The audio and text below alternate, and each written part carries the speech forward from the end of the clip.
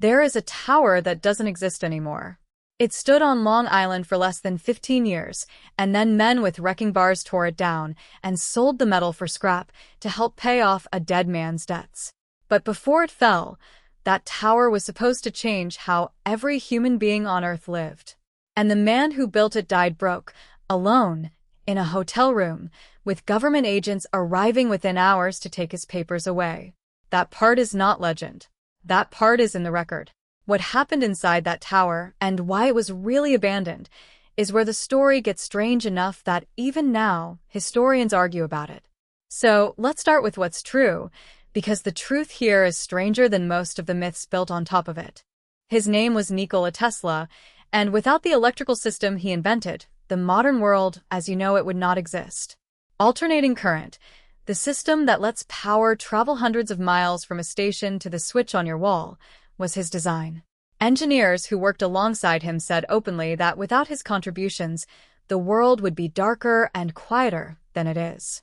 That's not exaggeration. That's a statement about basic infrastructure. By the early 1900s, Tesla was already famous. He had beaten Thomas Edison's direct current system in the biggest technology fight of the era. He had lit the Chicago World's Fair. He held patents that powered cities.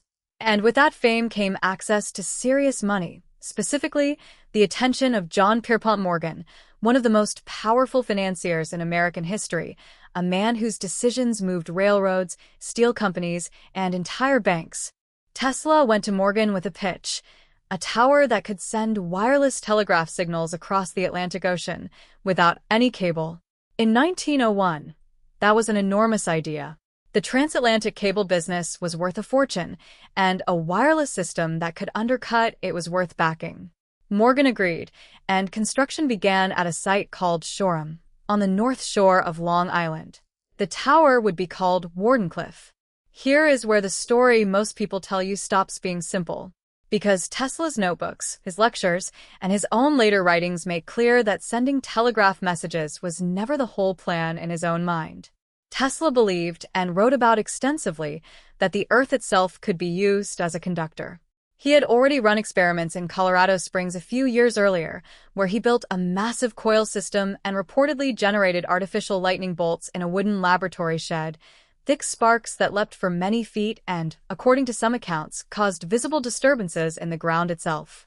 Tesla wrote that he detected what he believed were standing waves traveling through the Earth, a natural resonant frequency of the planet, similar to how a bell rings at a specific note when struck. If that were true, Tesla theorized, you could theoretically pump electrical energy into the ground at exactly the right frequency and have it travel through the Earth to be picked up anywhere else on the surface, without wires at all. Not just messages. Power. Free, wireless electricity, available to anyone with a receiver, regardless of how remote or poor they were. This was, and still is, one of the most debated ideas in the history of electrical engineering. Most physicists and engineers, both then and now, are highly skeptical that wireless power transmission at a planetary scale was ever physically achievable with the technology Tesla had. Radiated electromagnetic energy weakens dramatically over distance, and there's no verified evidence that Tesla ever transmitted significant amounts of usable power over any real distance without wires. This is important to say plainly. No credible historical record shows that Wardenclyffe ever actually worked as a global wireless power system. What we do know is that Tesla believed it could, wrote about it extensively, and spent the last of his fortune trying to prove it.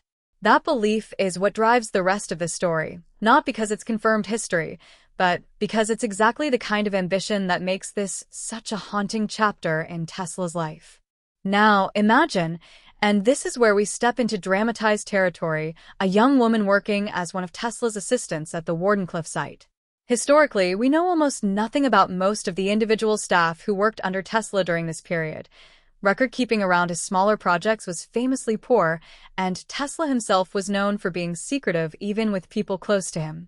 So while there's no verified assistant matching the story you may have heard elsewhere, the idea of an anonymous witness, someone who watched the tower's daily operations and later wondered what she'd actually seen, is a useful lens for walking through what Tesla himself claimed, in his own writings, that tower was for. Picture her walking the site in 1903.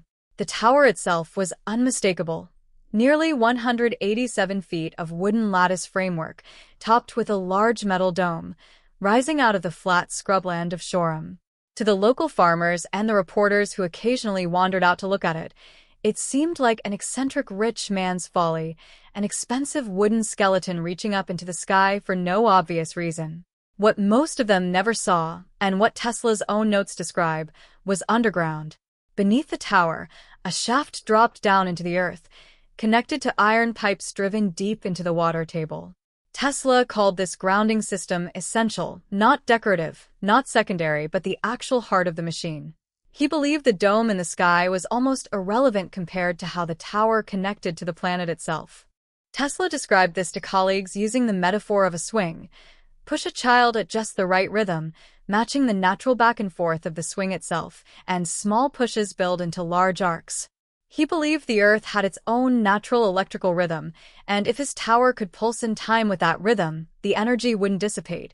It would build, spreading through the ground and returning at any point where a receiver was tuned to the same frequency. This is a real historical claim Tesla made, documented in his writings and interviews from the period. Whether it was physically sound is a separate question, one that mainstream physics answers with a fairly firm no. The Earth is not an efficient enough conductor at the frequencies and power levels available to Tesla for this to work as he imagined it. But Tesla was utterly convinced, and that conviction is not myth. It's on the record, in his own words. What is also on the record is what happened to the money. J.P. Morgan had funded Wardenclyffe believing he was investing in a wireless telegraph business, something with a clear commercial path, something that could compete with the transatlantic cable companies. As Tesla's ambitions expanded in private, and as rumors circulated that he intended the tower for something far bigger than telegraphy, Morgan grew cautious. Real correspondence between Tesla and Morgan from this period shows a financier increasingly unwilling to keep funding a project whose scope kept growing beyond what he'd agreed to pay for. Morgan eventually cut off further investment, and no other backer stepped in to replace him, partly because rival wireless telegraph systems, including Guglielmo Marconi's, were advancing faster and attracting the commercial interest that might otherwise have gone to Tesla.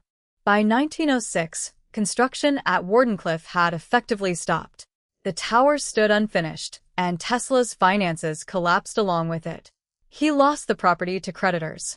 In 1917, the U.S. government demolished the tower, officially citing wartime security concerns about a tall structure near the coast that spies might use as a landmark, though by then it had stood empty and unused for years, and some historians believe the demolition was as much about clearing a debt as it was about security. The metal was sold for scrap. What was left of Tesla's greatest, strangest ambition became a pile of salvage. Now picture our imagined witness, decades later, an old woman remembering a place that no longer exists. This part of the story is fiction, built to give a human voice to a real historical mystery, because the real mystery doesn't need much embellishment to be unsettling on its own. Here is the real mystery. Nikola Tesla died alone in a New York City hotel room in January 1943.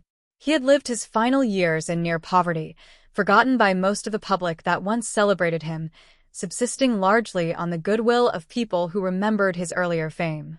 Within hours of his death being discovered, agents from the Office of Alien Property Custodian arrived and seized his belongings, including his papers, notebooks, and technical documents. This detail is not speculation.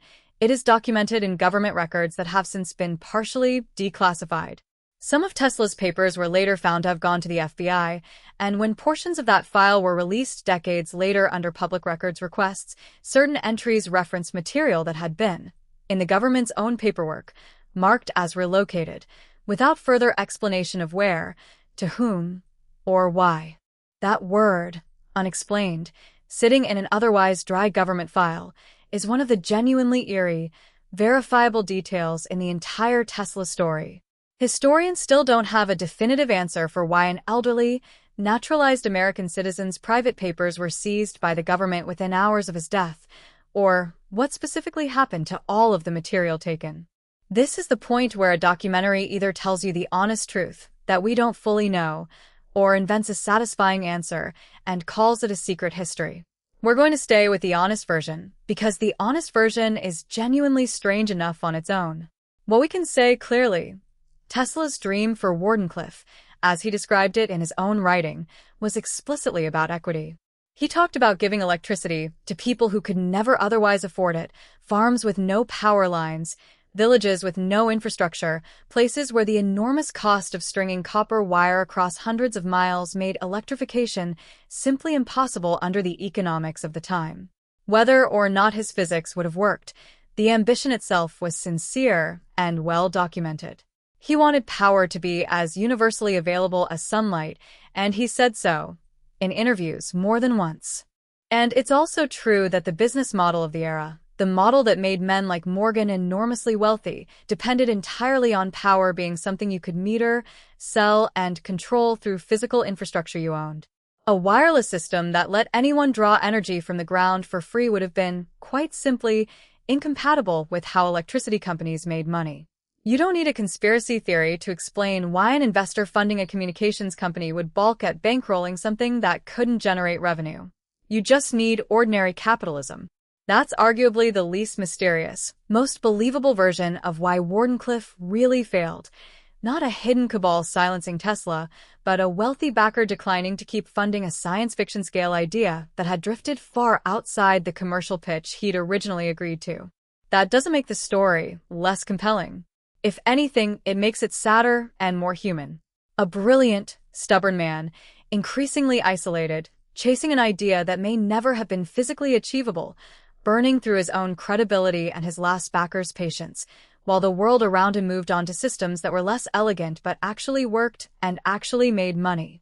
He spent his final decades effectively erased from popular memory, living in a hotel, feeding pigeons in Manhattan parks, still insisting, right up until his death, that he had unfinished work that mattered more than anything Marconi or Edison had ever built. So here is where we return to our fictional witness, because even though her tape doesn't exist, the questions she'd be asking are real questions people still ask. What if Tesla's version of physics had been correct, even partially? What if some fraction of the resonant transmission idea had actually worked in some limited, imperfect way, and what we lost wasn't a completed invention but an unfinished thread of research that nobody with enough money was willing to pick back up? We don't have evidence that it did work, to be clear about that one more time, because it matters.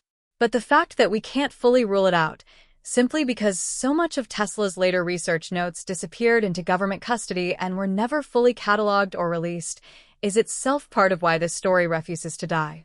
Absence of evidence isn't evidence of a working death ray or a secret free energy machine. But when the government seizes an inventor's papers within hours of his death and later marks parts of the file relocated without saying where, you can understand why people keep asking questions instead of accepting a tidy, boring explanation. People still visit the site at Shoreham today. The land is part of what's now called the Tesla Science Center at Wardenclyffe, preserved as a museum and historic site rather than left to rot. Visitors walk the same flat ground where the tower once stood, where Tesla once believed he could make the entire planet carry electricity, like water, through a pipe. There's no tower there now, no dome catching the light. Just a foundation, some restored buildings, and a lot of people standing quietly, thinking about what almost happened there, and what we'll genuinely never know for certain. Maybe that's the more honest ending than any deathbed confession tape could give you. Not a secret finally revealed, but a real, unresolved historical question. A brilliant man's unproven ambition, a financier's very ordinary business decision, a government's genuinely unexplained seizure of a dead man's papers, and 100 years of people filling in the silence with whatever story feels most satisfying. So, here's the question worth sitting with. Instead of the one designed to make you believe something false, if Tesla's resonant Earth theory had actually worked, even a little, what would it have taken for someone, anyone, to pick that thread back up in the century since? And if nobody ever has, is that because it never worked at all, or because nobody with enough money has ever wanted it to? That part, at least, is a question you get to answer for yourself.